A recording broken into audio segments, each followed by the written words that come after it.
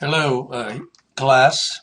This is Dr. Ogilvy, course director of the online uh, fall 2019 histology course. I just want to go through the website and a few things to give you a heads up.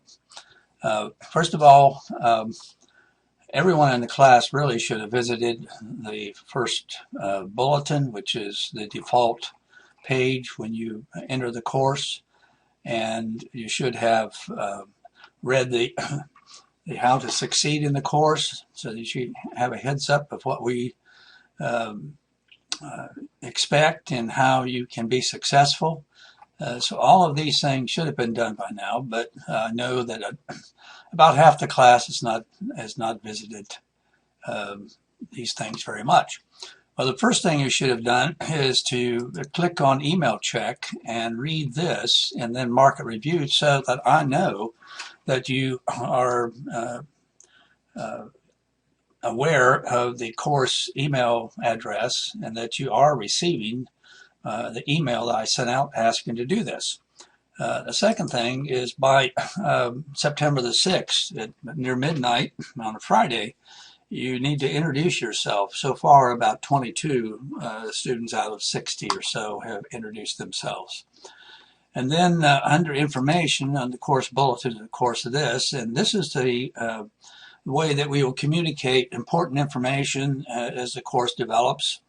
As a matter of fact, after making this video, I will be posting bulletin number 2, which will have a bullet list of things that you should have done by Monday, August the 26th. I'm making this recording a little late. Apologize for that. Should have had it up there on Thursday. But it'll be posted today on Sunday, August 25th. So the next thing, of course, is the syllabus, and we have given you extensive information, and of course, once you read through the syllabus course schedule and review the course website, you need to go to the quiz and exams link and access the syllabus quiz. Be sure to get all of the dates in mind. The calendar date, of course, is should be helpful. That's why we do it, so you can get an overview of the course. And then the other schedule on the second page, after you read through this, you get a concise overview of the course and important deadlines. We didn't put the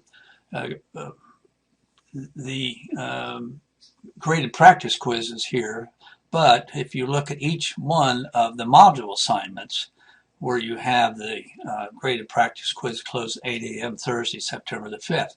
So pay attention to these dates and get them into your planner because missing the deadline is serious, and we only entertain reasons that are justifiable, such as a family emergency or some other situation that was beyond your control.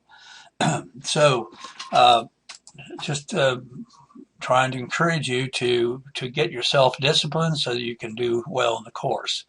And of course, the course staff, if you care to learn about us, there's a little bit about me, and then Dr. Sawyer, who is involved in the course, and then of course our TA, Mr. Anthony Davis. He is very good and very prompt in helping you and responding to discussion board posts, and as well as I will respond also, and he assists me in many ways in the course. So we have some tech troubleshooting things, so be sure to pay attention to this. And if you're having technical problems, there are ways to do it, and there are places you can go on campus if your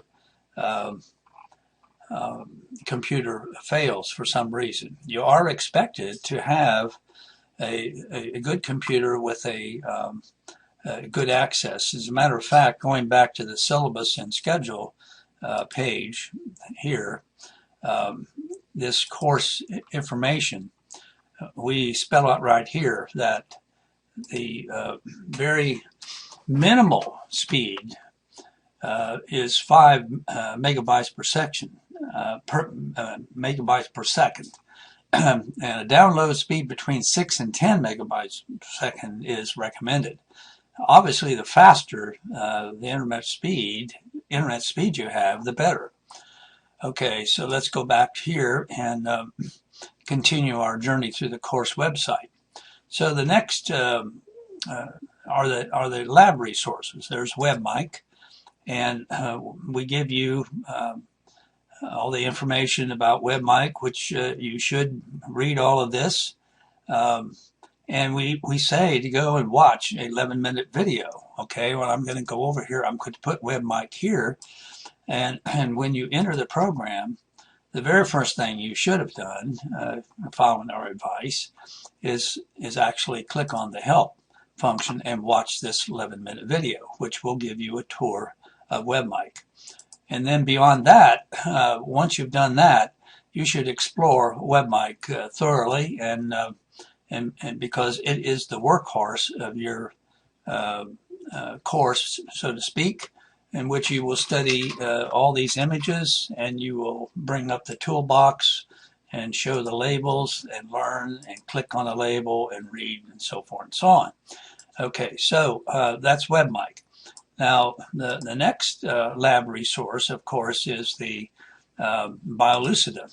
And by now, you should have downloaded BioLucida, installed it, and then set up the clouds to access lab specimens for studying the supplemental lab specimens for each module, and also the cloud for taking part B of the quizzes and exams. Except for the final small detail, it's part C, or virtual slides. Now, once you set up your BioLucida, this is what it would look like for the lab studies. So you will, and I have to change this. Okay, I'm going to pause this because I have to correct something here. Okay, I had to correct something because somehow the server had included too many folders in your classroom access. This connection is your histology lab. It has histology lab specimens. That's why I'm connected. And I've clicked on Module 1, and there are the specimens you can study for Module 1. And there's minimal annotations here, but their purpose is for you to expand your experience from WebMic to the virtual slides. And you can click on the annotations like this, specimen of trachea. And there's a couple, each time you click on an annotation, you just go to the annotation on the right and click on the annotation and then go to, and that takes you right there, and then you can manipulate the specimen and decrease the magnification, and then when you want to go back to that annotation, there you are.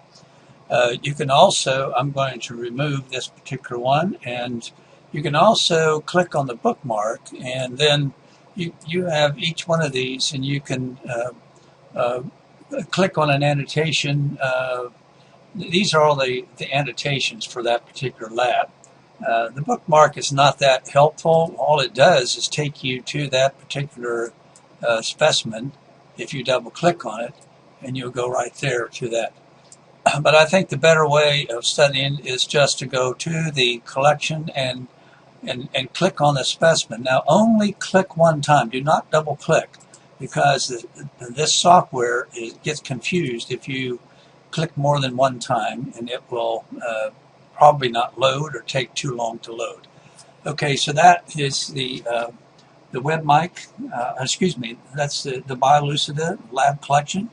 Now, the other connection that you will set up is for your to take a part B of the module quizzes and the midterm, and part C of the final. And so you will get a login page for Blackboard within BioLucida. And so you simply put in your credentials and then go to wherever the quiz is on the course website and begin to take the quiz.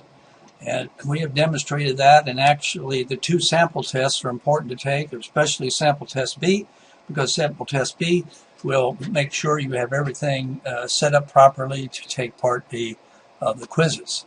Okay, so I'm going to remove this, and we're going to go back to the course website, and we're going to continue our journey through the website. Okay, so in the course modules, now here on this, all you will see is the PDFs of all the lectures in the course, but beyond that, you won't have any module folders until you take the syllabus quiz. And then all the module folders will show up, which have the lectures in them, and et cetera, et cetera. And I will show you what that looks like right now. I'm going to pause this. I have to set that. Okay, now I have my administrative view in the course module folders. And so once you've taken the syllabus quiz, you will see folders for each of the modules. And in module 1, the first thing you will see the learning outcomes. Be sure to click on this, and then you will see the learning outcomes. You can download that and save it to your computer or print it out to keep in mind of what you need to study. And then below that is the assignments for that module. Now, this same list of assignments are also in the course assignment schedule by the syllabus schedule link on the course website, but we repeat it here for your convenience. But you can actually have that other one, which is a PDF, and download it and have it before you accessible all the time. And then the lectures. Now the lectures are all HTML5, so when you click on them, they should play without you having to allow Flash to run. And of course, you have the PDF of the lectures to download or to save on your computer offline. So let's go back to continue on with the studies, with the tour. So the next thing you click on are the module quizzes. And again, if we click on that in the student view that has not taken the syllabus quiz, then you will not have any folders below here to take the module quizzes, midterm, and final exam. But once you have clicked on that, then this is what it will look like. So I'm scrolling down, but you see now you have the module quiz, 1, 2, 3, midterm, and et cetera, et cetera. So be sure that you get engaged in the course and take that syllabus quiz as soon as possible so you have access to everything. Okay, so continuing on here, with special requirements, that's only applies to graduate students, and the graduate students will see a folder down here, and I'm going to show that right now on the other access. So if I go to special requirements, which is up here, then graduate students will see a folder all about the graduate student paper. And we have 2 graduate students in the course at present time. Okay, so now we'll continue with our little tour here, and with communication. On the discussion board, we already have 23 students have introduced themselves, and now we have a forum for everything in the course, and there's a couple questions about the syllabus quiz right now. Let's just see. I think that our TAs probably answered this. And so the quiz is same as due 8 a.m. versus what outlined in syllabus, which is the 30th at 8 a.m. We fixed the due date so it's matching with the syllabus. Thank you for pointing this out. Your assignment should be on time now. Okay, so I guess we've got that fixed. And you see, that's an example of how we respond, and actually this was responded within 1 day of this post by one of your classmates. Okay, so but be sure that in the discussion board that you take advantage of it and post in the right place. And when you take a module quiz, you can post in part A or part B of each of the module quizzes so that we can respond. You can challenge a question, or you can just ask for understanding, because after we give a quiz and it's closed, we do give you the feedback, but we never give you the correct answer if you didn't get it correct. We think it's best for you to explore and try to find the correct answer and ask for help in understanding. And we also have no problem with you challenging the question, and we'll try to be as fair as we're always fair and just. So, and then you can email us, but when you email us, be sure you send it right to the course. Now, I do encourage you to explore the outside resources, particularly the virtual slide exploration. Please take advantage of all this and go through it and use this outside resource. And also, we have histology on the internet. If you go through these links, that would be very helpful. And as far as textbooks, we don't require a textbook other than the lab manual. But if you do want to consult a textbook, either the latest edition of these two textbooks, or an earlier edition would be okay. And then this is a very interesting, if you read all of this, I'm not going to read it for you, but this is a very nice online histology text without any images, but it has a nice, concise presentation of different aspects of histology. And then I downloaded all the PowerPoints that Dr. Beresford made many years ago. And so when you say, if you click on, let's say you're studying the cell, and that will download a PowerPoint, and I'm going to open that PowerPoint. It's going to come up here shortly. Dr. Beresford has put together some very a nice. So this is what some of his slides look like, and they're quite interesting and well done to provide information about the histology of the cell and all the other lectures. So we just put them there. He is deceased, I think, since 2008. Yes, 2008. But his information and the labor that he put in is well worth at least visiting one time. We also have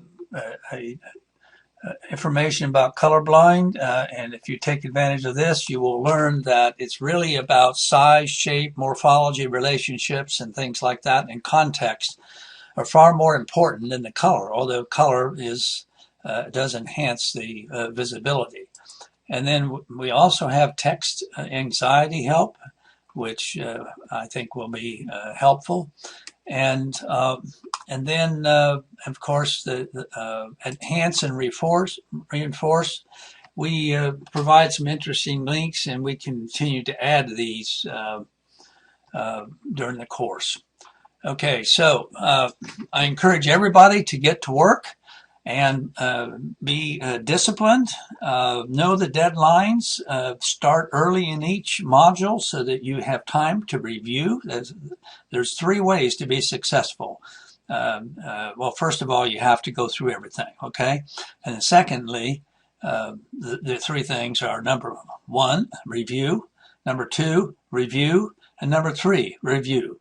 The more that you can go back over things, and that as you're watching the lectures, you have the PDF available on your computer or by your side, and you stop and take notes, but at least go through the annotated, that is the interactive narrated lectures at least one time.